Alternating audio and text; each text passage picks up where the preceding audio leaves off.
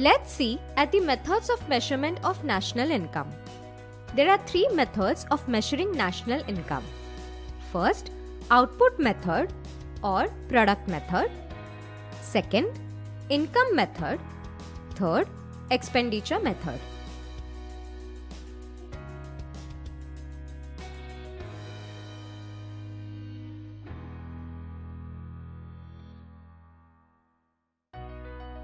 Let's understand each method of measurement of national income in detail. First, output method or product method. This method approaches national income from the output side. This method of measuring national income is also known as product method or inventory method.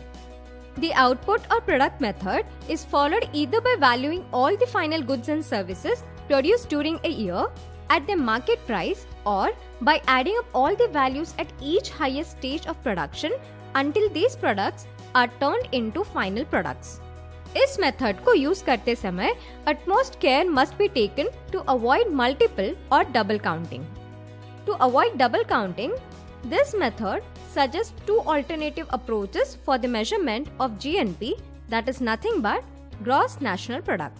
जिसमें से पहला है final goods approach और the final product approach और second है value added approach और the value added method. First, final goods approach और the final product approach. Final goods are those goods which are ready for final consumption. For example, car, computer, etc.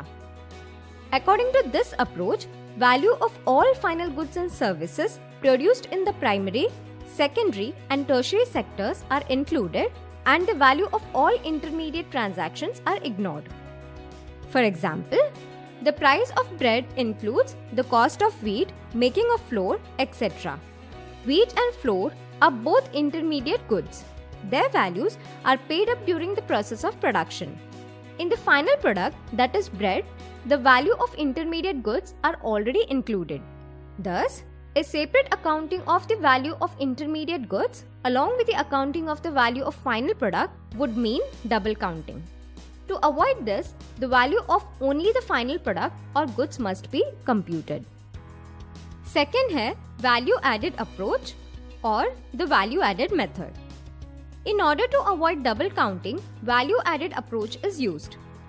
According to this approach, the value added at each stage of the production process is included.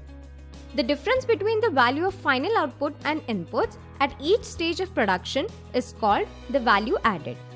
Thus, GNP is obtained as the sum total of the values added by all the different stages of production process till the final output is reached in the hands of consumer to meet the final demand.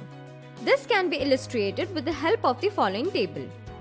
Value added at each stage is calculated by deducting the value of inputs from the value of output produced.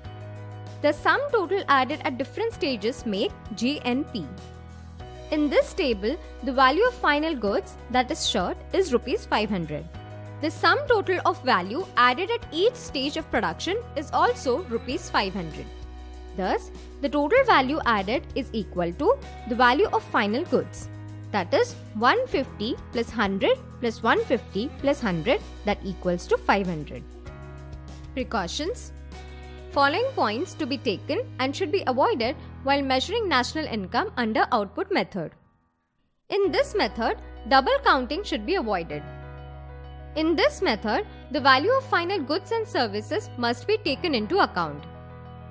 Goods used for self-consumption by farmers should be estimated by a guesswork. Imputed value of goods produced for self-consumption is included in national income. Indirect taxes included in the market prices are to be deducted and subsidies given by the government to certain products should be added for accurate estimation of national income. While evaluating output, changes in the price level between different years must be taken into account. Value of exports should be added and value of imports should be deducted. Depreciation of capital assets should be deducted.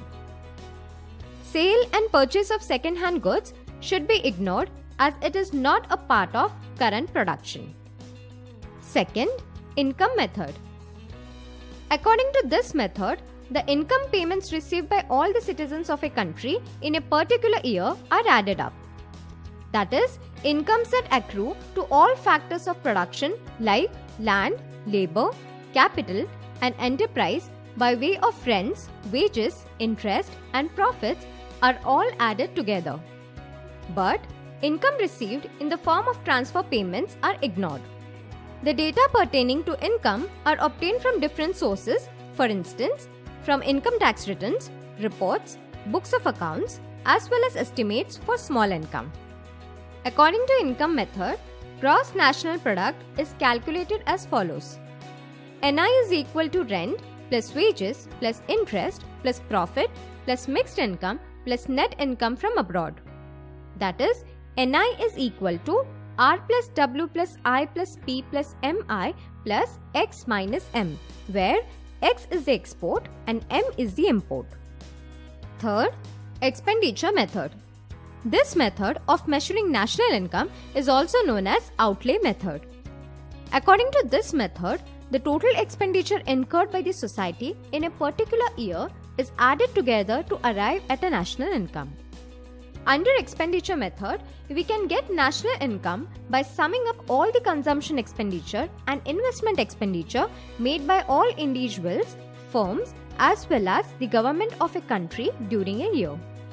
That is, NI is equal to C plus I plus G plus X minus M plus R minus P, where C is the private final consumption expenditure. For example, durable goods such as car, computer, television set, washing machine, etc. And expenditure on services like transport services, medical services, etc. I is the gross domestic private investment expenditure. For example, expenditures by firms on capital such as tools, machinery, and factories. G is the government final consumption and investment expenditure. For example, government's final consumption expenditure refers to the expenditure incurred by the government on various administrative services like law and order, defense, education, health, etc. And government's investment expenditure refers to the expenditure incurred by the government on creating infrastructural facilities such as construction of roads, railways, bridges, dams, canals, etc. X minus M is net foreign investment or net exports. It refers to the difference between exports and imports of a country during a period of 1 year. And R minus P is net receipts. For example, if a company has $1 million in gross sales and $100,000 in total sales returns, allowances and discounts, the net sales are $1 million minus $100,000 or the net of $900,000.